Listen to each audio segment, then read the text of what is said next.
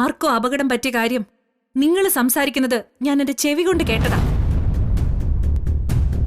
Doctor bed rest പറഞ്ഞ ഗോപിയേട്ടനെ നിങ്ങൾ പുറത്തു പോകാൻ അനുവദിക്കുകയും ചെയ്തു. അപ്പോ കാര്യമായിട്ട് എന്തോ സംഭവിച്ചിട്ടുണ്ട്. സത്യം പറ, വിശാലിന് എന്തെങ്കിലും അപകടം പറ്റിയോ? അവനെ നിങ്ങൾ അപകടപ്പെടുത്തിയോ? ദേ, നിന്റെ നാവിന് ലൈസൻസ് ഇല്ലാന്ന് കരുതി നിനക്ക് എന്തും വിളിച്ചു പറയാമെന്ന് വിചാരിക്കരുത്. വിശാലിനെ പെറ്റത് നിന്റെ ചേച്ചിയാണെങ്കിലും അവൻ എന്റെ മകനാ. അവനെ ഞാൻ അപകടപ്പെടുത്തുമെന്ന് പറയാൻ നിനക്ക് എങ്ങനെ ധൈര്യം വന്നു? എന്റെ മുന്നിലേ നിന്റെ ഈ അടവൊന്നും ചെലവാകില്ല. കാരണം പല തവണ നീ എന്റെ മുന്നിൽ നിന്റെ തനി നിറം കാണിച്ചിട്ടുണ്ട്.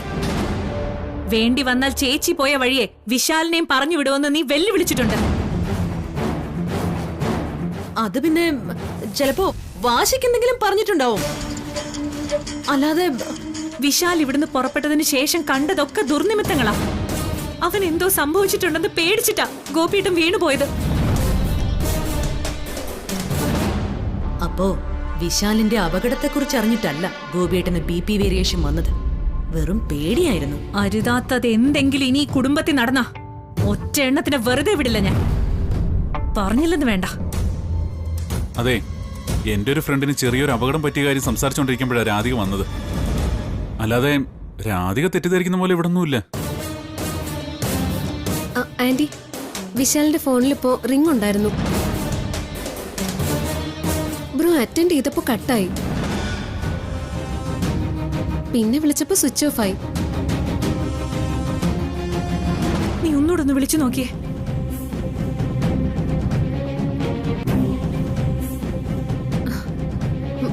സ്വിച്ച് ഓഫാ. അയ്യോ,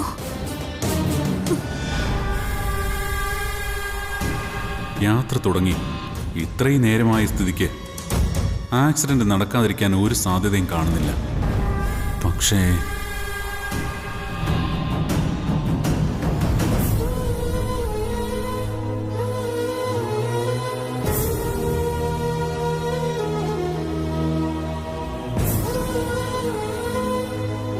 ഡോക്ടർ സ്കാൻ ചെയ്തു. പേഷ്യന്റിന് ബ്ലഡ് ക്ലോട്ട് ആയിട്ടുണ്ട്. എത്രയും വേഗം ഒരു സർജറി നടത്തണം. അത് കോംപ്ലിക്കേഷൻസ് ഉണ്ടാവും. അതുകൊണ്ട് മറ്റങ്ങ് ഷിഫ്റ്റ് ചെയ്യാതെ ഇവിടെ തന്നെ സർജറി നടത്തുന്നതാണ് നല്ലത്.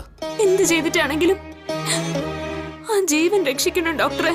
ഹോസ്പിറ്റലിലാവുമ്പോൾ ചില ഫോർമാലിറ്റീസ് ഒക്കെ ഉണ്ട്. പേഷ്യന്റിന്റെ അടുത്ത ബന്ധുക്കൾ ആരെങ്കിലും സൈൻ ചെയ്ത് തരണം. എത്രയും വേഗം ബന്ധുക്കളെ വിവരം അറിയിക്കാം. അപ്പോഴേക്കും ഞാൻ സർജറിക്ക് വേണ്ട ഏർപ്പാടുകളൊക്കെ ചെയ്യാം. ഓക്കെ.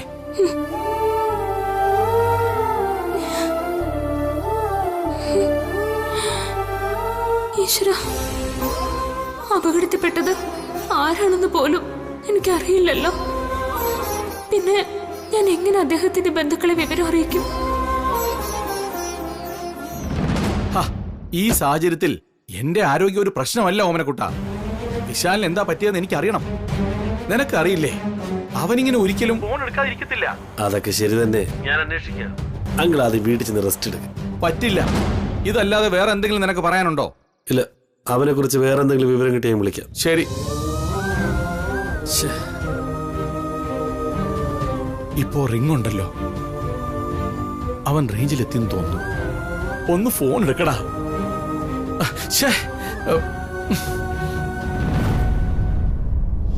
ഉദയനൂരമ്മ, എന്താ ചെയ്യണ്ടേന്ന് നീ തന്നെ എനിക്ക് കാണിച്ചതാ.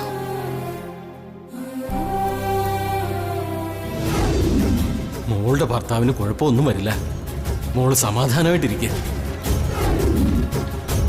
ഒരു നല്ലത് നടക്കാൻ വേണ്ടി ചെറിയ കള്ളം പറഞ്ഞാലും ദേവി പുറത്തോളും.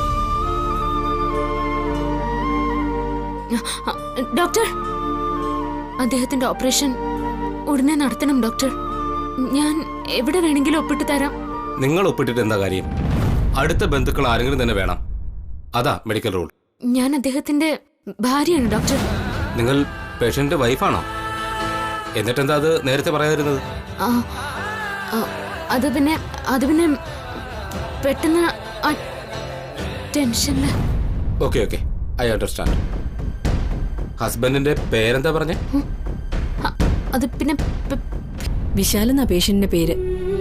അദ്ദേഹത്തിന്റെ പേഴ്സില് വിസിറ്റിംഗ് കാർഡ് ഉണ്ടായിരുന്നു. ഓ, സിറ്റിയിലുള്ള ഗായത്രി ഗ്രൂപ്പ് ഓഫ് കമ്പനീസിന്റെ MD ആണ്. ആ സിസ്റ്റർ, വേഗം ഫോർമാലിറ്റീസ് ഒക്കെ തീർക്കൂ. ഓക്കെ ഡോക്ടർ, വരും.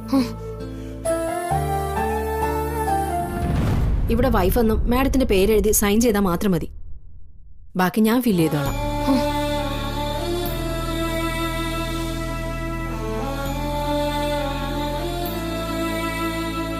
നിങ്ങൾക്ക് ചികിത്സ കിട്ടാൻ വേണ്ടി എനിക്കൊരു കള്ളം പറയേണ്ടി വന്നു. എന്നോട് പൊറുക്കണം. മാഡം സൈൻ ചെയ്യൂ. ആ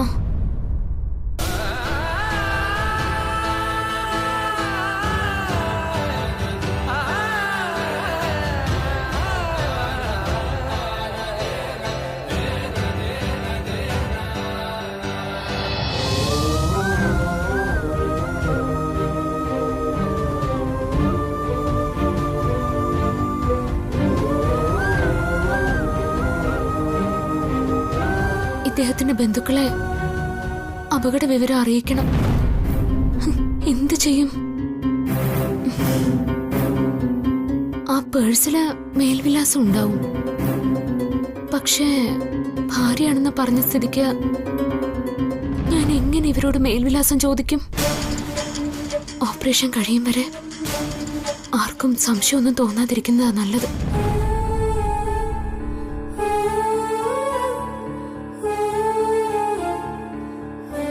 ഇതുവരെ ദേവി മുൻകൂട്ടി കാണിച്ചു തന്നതൊക്കെ എനിക്ക് പരിചയമുള്ളവർക്ക് നടക്കാൻ പോകുന്ന ആപത്തുകളെ കുറിച്ചുള്ള സൂചനകളായിരുന്നു.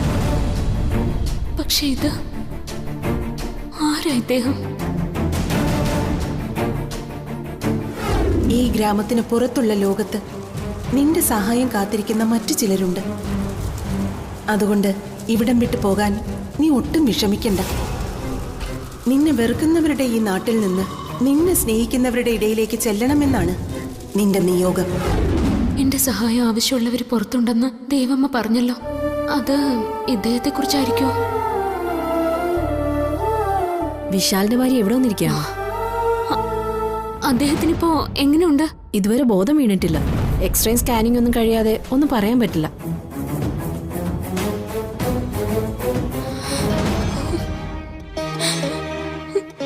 എന്റെ ഉദയനൂരമ്മേ, എനിക്ക് വിശ്വാസ ആ ജീവൻ ആപത്തുണ്ടാക്കാതെ അദ്ദേഹത്തെ കാത്തോണ എന്റെ ദേവി.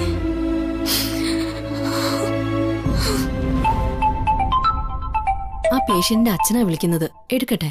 എടുത്തോളൂ. ഹലോ ഹലോ, ഇത് വിശാലിന്റെ നമ്പർ അല്ലേ? അതെ സർ, ഹോസ്പിറ്റലിലെ നേഴ്സാണ്. വിശാൽ സാറിന് ഒരു ഹെഡ് ഇഞ്ചുറി ഉണ്ട്. സാറിന് സർജറി നടന്നുകൊണ്ടിരിക്കുകയാണ്. എന്റെ മോൻ വിശാലിന്റെ കാര്യം തന്നെയാണോ നിങ്ങൾ ഈ പറയുന്നേ? അതെ സാർ, ആക്സിഡന്റ് ആയ ആളുടെ ഫോണാണിത്. സാറിന്റെ നമ്പർ അച്ഛൻ എന്നാണ് ഈ ഫോണിൽ സേവ് ചെയ്തിരുന്നത്. ഞാൻ ഉടനെ എത്താം. അവനൊരു കുറവും വരരുത്. അല്ല, എവിടെ ഈ ഹോസ്പിറ്റൽ? ലക്ഷ്മിപുരത്താ സാർ. ശരി, ഞാൻ വേഗം വരാം. ഓക്കെ.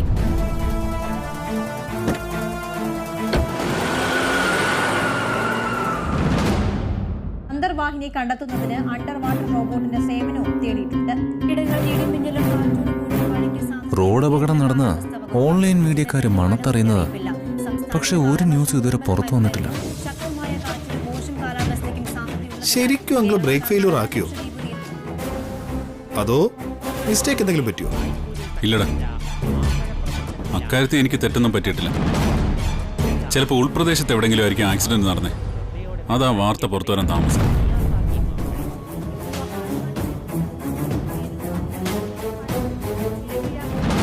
ഇതെന്താ മൂന്നാളും കൂടെ പതിവില്ലാത്തൊരു TV കാണല്? വിശാലിന്റെ അങ്കിളിന്റെ ഒരു വിവരവും ഇല്ല. എന്നിട്ടും നിങ്ങൾ ഇവിടെ എങ്ങനെ TV കണ്ടോണ്ടിരിക്കുവാണോ? അത് പിന്നെ സ്റ്റോക്ക് മാർക്കറ്റിൽ എന്തോ കുഴപ്പം വരാൻ പോകുന്നെന്ന് കേട്ടു. വിശാല് സ്ഥലത്തില്ലാത്ത സ്ഥിതിക്ക് നമ്മുടെ ഒരു കണ്ണ് വേണമല്ലോ. വേണം വേണം വേണം. എന്നിട്ട് എന്തായി? ഫുഡ് കമ്പനീസ് വല്ലതും തകർന്നു വീണോ? ഇല്ല, ഉദ്ദേശിച്ച പോലുള്ള കുഴപ്പങ്ങളൊന്നും ഇതുവരെ സംഭവിച്ചില്ല. അല്ലേ ഏട്ടാ? അതെ അതെ. മാർക്കറ്റ് ഫോണിനെ കുറിച്ച് മമ്മി എന്തെങ്കിലും അറിഞ്ഞോ നോക്കാം. വാ.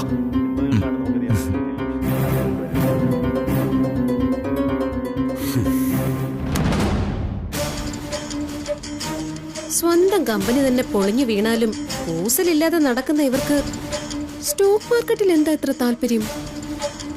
എന്തോ ഒരു കുഴപ്പം ഒപ്പിച്ചു വെച്ചിട്ടുണ്ടെന്ന് തോന്നുന്നുണ്ടല്ലോ. ചേച്ചി, അതെ, ടിവിയിൽ ഇതുവരെ വാർത്തയൊന്നും വന്നിട്ടില്ല. നീ അളിയൻ ചെന്ന് വാർത്ത പുറത്തു വരാതെ മൂടി വെച്ചതായിരിക്കൂ. നിർത്തട. ഞാനിവിടെ വലതുകാല് വെച്ച് കയറിയതിനു ശേഷം ആദ്യമായി ഗോപിയേട്ടൻ ഞാൻ പറഞ്ഞത് കേൾക്കാതെ പോയി. ഇപ്പൊ പല പ്രാവശ്യം വിളിച്ചിട്ടും ഫോൺ എടുക്കുന്നുമില്ല. അതിനർത്ഥം നമ്മുടെ നീക്കങ്ങൾ പാളിത്തുടങ്ങിയെന്നാ. ഞാനിപ്പോ പ്രാർത്ഥിക്കുന്നത് ആ കാറിന്റെ ബ്രേക്ക് ഫെയിലിയർ ആയി കാണില്ലെന്നാ. അഥവാ ആയിട്ടുണ്ടെങ്കിൽ ഇനി ആര് വിചാരിച്ചാലും നമ്മളെ രക്ഷിക്കാൻ പറ്റില്ല.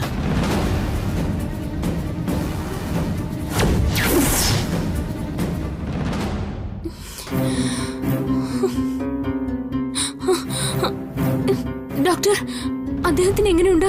അദ്ദേഹം ഒട്ടും വൈകാതെ റിക്കവർ ആകും. പേടിക്കണ്ട കേട്ടോ. അദ്ദേഹത്തിന് ഒരു കുഴപ്പം വരില്ല. അദ്ദേഹത്തെ രക്ഷിച്ചത് ഞാനല്ല, ഉദയനൂരമ്മയോ.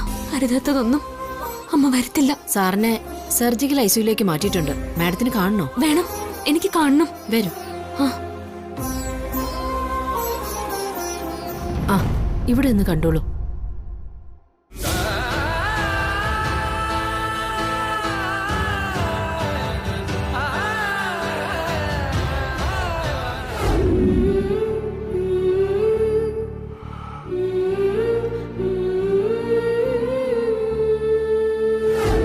ഇദ്ദേഹം എന്റെ ആരുമല്ല.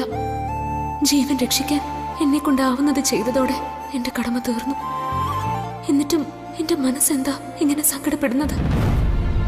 നിങ്ങൾക്കൊരു കുഴപ്പവും വരില്ല. കാരണം ഞാൻ എന്നും മുടങ്ങാതെ വിളിക്കുന്ന ദേവിക്ക് നിങ്ങളും പ്രിയപ്പെട്ടവനാ. അതുകൊണ്ടാ നിങ്ങളുടെ അപകടം ദേവി എന്നെ മുൻകൂട്ടി കാണിച്ചത്. ഉദയനൂരമ്മ നിങ്ങളെ കൈവിടില്ല.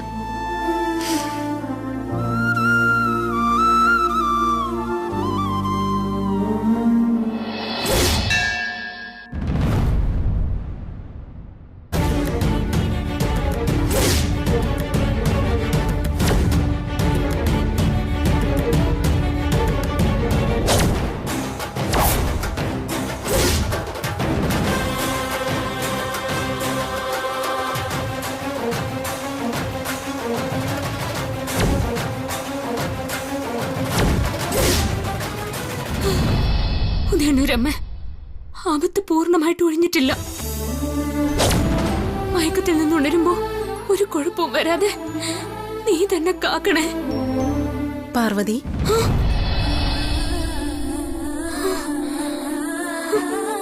നീ എന്താ ഓടിയോ? വല്ലാതെ കിതയ്ക്കുന്നുണ്ടല്ലോ. അത് പിന്നെ അപകടത്തിൽപ്പെട്ട ഒരാളെ ആശുപത്രിയിലാക്കിയിട്ട് വന്നതാ ഞാൻ. എന്തായാലും സർജറി കഴിഞ്ഞ് അവൻ രക്ഷപ്പെട്ടല്ലോ. ദൈവം ഇതെങ്ങനെ അറിഞ്ഞു? അമ്മ ആശുപത്രി വന്നിരുന്നോ? ഇല്ല മോളെ, ഞാൻ ഇവിടം വിട്ട് എങ്ങോട്ടും പോയിട്ടില്ല, പോകാറുമില്ല.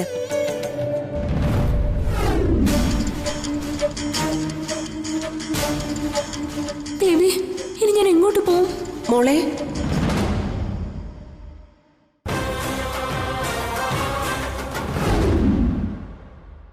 അപകടം നടക്കാൻ പോകുന്ന കാര്യം ദേവി എന്നെ മുൻകൂട്ടി കാണിച്ചു തന്നിരുന്നു. പക്ഷേ ആ സ്ഥലം എന്നോട് പറഞ്ഞു തന്നത് ദൈവമയാണോ? ആ സ്ഥലത്ത് അപകടം നടക്കുന്നതെന്ന് അമ്മയ്ക്ക് എങ്ങനെ മനസ്സിലായി? ഞാൻ നിനക്ക് സ്ഥലം കാട്ടി തന്നെന്നോ? ഒക്കെ നിന്റെ തോന്നലാവും മോളെ. അല്ലെങ്കിൽ കരുണാമയിയായ ദേവി തന്നെയായിരിക്കും ഞാൻ മുന്നിൽ നിന്ന് വഴി കാട്ടുന്നതായിട്ട് നിനക്ക് തോന്നിപ്പിച്ചത്. പക്ഷേ അതെന്റെ തോന്നലല്ല. ഞാൻ ശരിക്കും ദൈവമേ തന്നെയാ കണ്ടത്. മോതിരം താഴെ വീണപ്പോഴാ ദേവി എനിക്ക് അപകടം കാട്ടിത്തന്നത്. അയ്യോ, മോതിരത്തെ കുറിച്ച് ചോദിക്കാൻ മറന്നല്ലോ.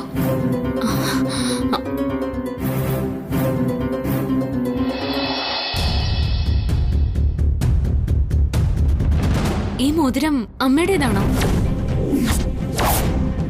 ഈ പരിസരം വൃത്തിയാക്കിയപ്പോ ഇതെനിക്ക് ഇവിടെ നിന്ന് കിട്ടിയതാ. കണ്ടിട്ട് ഒരു വിവാഹമോതിരം പോലെ തോന്നി. ഇത് ദേവമ്മയുടെ മോതിരാണോ?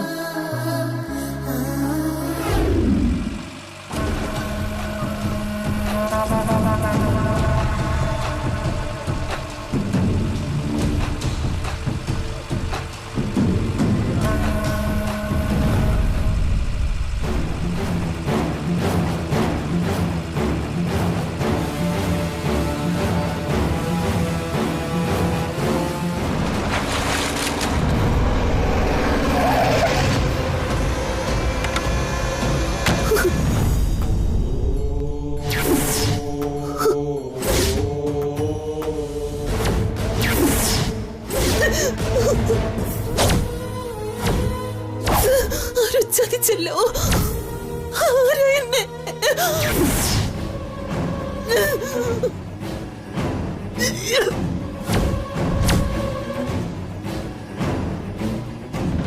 ഞാൻ എന്റെ കൂടെപ്പിറപ്പിനെ പോലെ സ്നേഹിച്ച് കൂടെ കൊണ്ടു നടന്ന പ്രഭാവതിയാണോ ദേവി എന്നെ ചതിച്ചത്? അതോ അവളുടെ അനിയനോ? ദേവി തിരിച്ചു ചെല്ലുമെന്ന് എന്റെ മോന് വാക്ക് കൊടുത്തിട്ടാ ഞാൻ ഇറങ്ങിയത്. എനിക്ക് അവനെ കാണാനുള്ള ഭാഗ്യമുണ്ടാവോ? ഞാൻ തിരിച്ചു ചെല്ലുമെന്ന് കരുതി അവൻ കാത്തിരിക്കും. എന്റെ കുഞ്ഞിനോട് ഒന്ന് യാത്ര പറയാൻ പോലും എനിക്ക് കഴിയില്ലേ. ദേവി വിശാലിനെ കാത്തോളേ ദേവി.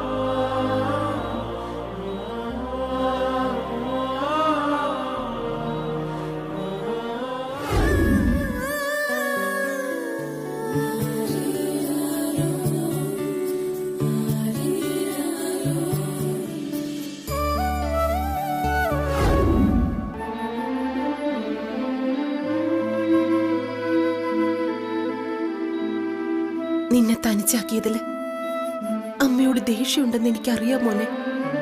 നീ അത് പ്രകടിപ്പിക്കുന്നത് പലപ്പോഴും ഞാൻ കണ്ടിട്ടുണ്ട്. നിന്റെ നീരസം ന്യായമാണ്. നിനക്ക് തന്ന വാക്ക് പാലിക്കാൻ എനിക്ക് കഴിഞ്ഞില്ല. നിന്റെ കൂടെ കളിക്കാൻ, നിന്നെ ഓമനിക്കാൻ ഒന്നിനും എനിക്ക് കഴിഞ്ഞില്ല. നിന്നോട് യാത്ര പറഞ്ഞിറങ്ങുമ്പോ എന്റെ വിധി ഇതാവൂന്ന് അമ്മയ്ക്ക് അറിയില്ലായിരുന്നു മോനെ. ഒരു നാൾ എന്റെ ദുർവിധി തന്നെ നിനക്കും നിന്റെ അച്ഛനും ഉണ്ടാവുമെന്ന് ഞാൻ ഭയന്നിരുന്നു. അപ്പോഴാ ദൈവാംശമുള്ള ആ പെൺകുട്ടിയെ ഞാൻ കണ്ടത്, പാർവതിയെ. അവൾക്ക് എന്നെ കാണാനാകും, എനിക്ക് അവളോട് സംസാരിക്കാനും ആവും. അപകടത്തിൽപ്പെട്ട നിന്നെ രക്ഷിച്ചത് അവളാണ്. നിനക്ക് വേണ്ടി കൈവെള്ളയിൽ കർപ്പൂരം കത്തിച്ച് പ്രാർത്ഥിച്ചവളാ.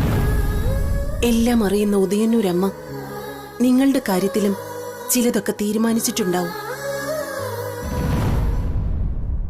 മാഡം എവിടെയായിരുന്നു? ഉദയന്നൂരമ്മയുടെ മുന്നിൽ ചെന്ന് അദ്ദേഹത്തിന് വേണ്ടി പ്രാർത്ഥിക്കാൻ പോയതാ. ദാ പ്രസാദം. നന്നായി. വിശാൽ സാറ് മയക്കത്തിൽ അസ്വസ്ഥത പ്രകടിപ്പിക്കുന്നുണ്ടായിരുന്നു. അതൊരു നല്ല സൈനാണെന്നാ ഡോക്ടർ പറഞ്ഞത്. ആണോ? അപ്പോ ആളുടനെ കണ്ണു തുറക്കോ? അതൊന്നും പറയാൻ പറ്റില്ല. ഞാൻ അകത്ത് കയറി ഈ പ്രസാദം ഒന്ന് തൊടിയിച്ചോട്ടെ? അതിനെന്താ, ചെല്ല്. കുറച്ചു നേരം ഹസ്ബൻഡ് അടുത്ത് ഇരുന്നോളൂ.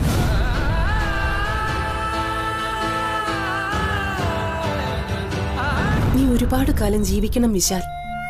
പാർവതിയും നിങ്ങൾക്ക് പിറക്കാനിരിക്കുന്ന മക്കളും ഒത്ത് സന്തോഷമായി ജീവിക്കണം. അന്ന് നിനക്ക് ഞാൻ തരാതിരുന്ന ആഹാരത്തിന് പകരം നീ അമ്മയ്ക്ക് നിറഞ്ഞ കണ്ണുകളോടെ ഒരുരുള ബലിച്ചോറ് തരണം. അതുണ്ടാലേ അമ്മയുടെ ആത്മാവിന് ശാന്തി കിട്ടും.